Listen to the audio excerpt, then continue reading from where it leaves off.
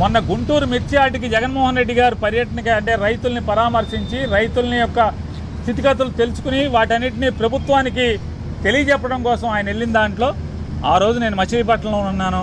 వైఎస్ఆర్ కాంగ్రెస్ పార్టీకి సంబంధించినటువంటి ఒక ఇద్దరు మరణిస్తే ఆ పరామర్శల్లోనూ, అలాగే మచిలీపట్నంలో కొన్ని పూరిపాకలు దుర్మార్గంగా కొట్టేయడానికి ప్రయత్నం చేస్తుంటే వాటి గురించి పోట్లాడటానికి మున్సిపల్ కమిషనర్ దగ్గరికి వాళ్ళ తరఫున మాట్లాడటానికి మున్సిపల్ కమిషనర్కి వెళ్ళటం, ఆ కార్యక్రమాలన్నింటిలో ఉన్నా నేను. కానీ ఈ ప్రభుత్వం వైఎస్ఆర్ కాంగ్రెస్ పార్టీలో ఎవడైతే క్రియాశీలకంగా పనిచేస్తున్నాడో వాడినల్లా తప్పుడు కేసులతో బెదిరించేదానికి జరుగుతున్నటువంటి కార్యక్రమాల్లోనే నా మీద నిన్న గుంటూరులో పెట్టినటువంటి కేసు కూడా ఎంత దుర్మార్గం అంటే, పోలీసులే ఒక చిట్టా రాసి ఎన్నికల విధుల్లో ఉన్నటువంటి ఫ్లయింగ్ స్క్వాడ్ టీం లీడరు అలాగే ఆ మెంబర్లతో సంతకాలు పెట్టించి నా మీద కేసు పెడతారు. నేను ఈరోజు డీజీపీ గారికి కూడా ఒక మెయిల్ ద్వారా ఒక ఉత్తరాన్ని పెట్టాను. అయ్యా, నీ కింద పోలీస్ శాఖ ఎంత అసహ్యంగా, కిరాతకంగా, దుర్మార్గంగా చట్టాలని తొంగలోకి తొక్కి, మానవ హక్కుల్ని తొంగలోకి తొక్కి, తప్పుడుతనంగా రాజకీయ నాయకుల చేతుల్లో కీలుబొమ్మగా వ్యవస్థ ఎలా మారిందో ఒక్కసారి చూసుకోవయ్యా డీజీపీ గారు అని చెప్పని డీజీపీ గారికి కూడా ఒక గంట క్రితం లెటర్ రాశాను. ఆ లెటర్ కూడా మీకు మీడియాకి రిలీజ్ చేస్తాను. ఖచ్చితంగా నేను ఆ ఫిర్యాదు చేసినటువంటి ఎన్నికల పర్యవేక్షణ విధుల్లో ఉన్నటువంటి అధికారులని ఖచ్చితంగా కోర్టులో నేను వారి మీద పిటిషన్ వేయబోతున్నాను.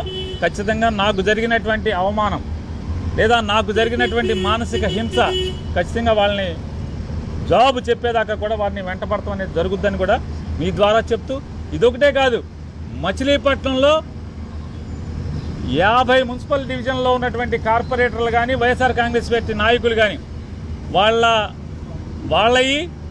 భార్యలు, కొడుకులు, కూతురులు మొత్తం ఫోన్ నెంబర్లన్నీ కలెక్ట్ చేస్తున్నారు. అలాగే మచిలీపట్నం మండలంలో ఉన్నటువంటి వైఎస్ఆర్ కాంగ్రెస్ పార్టీ సర్పంచ్లు, అట్లాగే గ్రామస్థాయి నాయకులు, బ్యాంక్ ప్రెసిడెంట్లు అందరూ కూడా వాళ్ళ భార్యల ఫోన్ నెంబర్లు ఎందుకు పోలీసులకి? అంటే పార్టీలో తిరిగితే కనుక నీ మొగుడిని లోపలేస్తాం లేదా మీ నాన్న లోపలేస్తామని చెప్పని వాళ్ళ కుటుంబ సభ్యులను కూడా ఫోన్లు చేసి బెదిరిస్తాకి, లేదా ఇప్పటికే మా ఫోన్లన్నీ కూడా ఎవరో చంద్రబాబు గారు చుట్టం అంటే ప్రకాష్ ఏదో ఉంది ఆయన పేరు, రమేష్ హాస్పిటల్ దగ్గర ఆఫీస్ పెట్టారు. ఒక 17 మంది కానిస్టేబుల్స్కి జీతం కాకుండా మరొక ₹1,00,000 నెల క్యాష్ ఇస్తున్నారు. ఇవన్నీ కూడా టీడీపీ వాళ్ళు చెప్తున్నారు. మీ ఫోన్లన్నీ కూడా రికార్డ్ అవుతున్నాయి. పేరు నాని ఫోన్ ప్రతిదీ కూడా మొత్తం రికార్డ్ అవుతుంది, మొత్తం వింటున్నారు. ఇట్లా పేరు నానితో పాటుగా వైఎస్ఆర్ కాంగ్రెస్ పార్టీలో క్రియాశీలకంగా ఉన్న ప్రతి ఒక్కడి ఫోన్లన్నీ కూడా రికార్డ్ చేస్తున్నారు.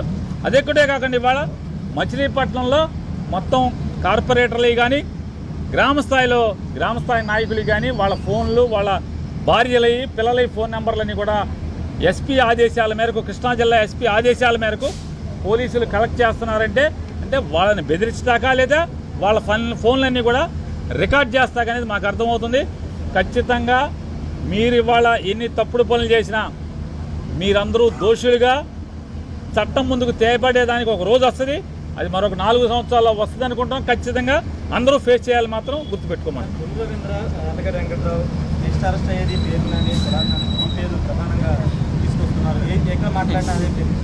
మీరు ఎవరో పేరు చెప్పారు, అతను మంత్రి పదవి హోదా ఎలగబెడతాకి తప్పితే ప్రజాసేవకు కానీ, మా ఊరు బాగు చేయటానికి కానీ, రాష్ట్రాన్ని బాగు చేయటానికి కానీ ఎందుకు పనికి రాకుండా కేవలం లోకేష్ దగ్గర రాలిపడిన గింజలు ఏరుకుంటాకి మూటలకు అప్పచెపితే ఆ మూటల్లో రాలిపడిన నోటుల్ని జేబులో కుక్కుని సంతోషపడటానికి తప్పితే మరొక దానికి పనికిరాని మనిషి. అతనికి ఛాలెంజ్ చేస్తున్నా, ఇప్పటికి నవంబర్, డిసెంబర్ నుంచి మోగుతున్నావు, పేరు నాని అరెస్ట్ చేస్తాను, నేను రోడ్లు వెంబడే తిరుగుతున్నా. ఇప్పుడు కొడాలి నానిని, పేరు నాని అరెస్ట్ చేస్తున్నావు. ఏంటి బొంగులో నీ అరెస్ట్ వల్ల నా రోమం కూడా పోడదని నేను చెప్తున్నా కుల రవీంద్రకి. మేడం మీరు కూడా ఎలా ఉన్నారు?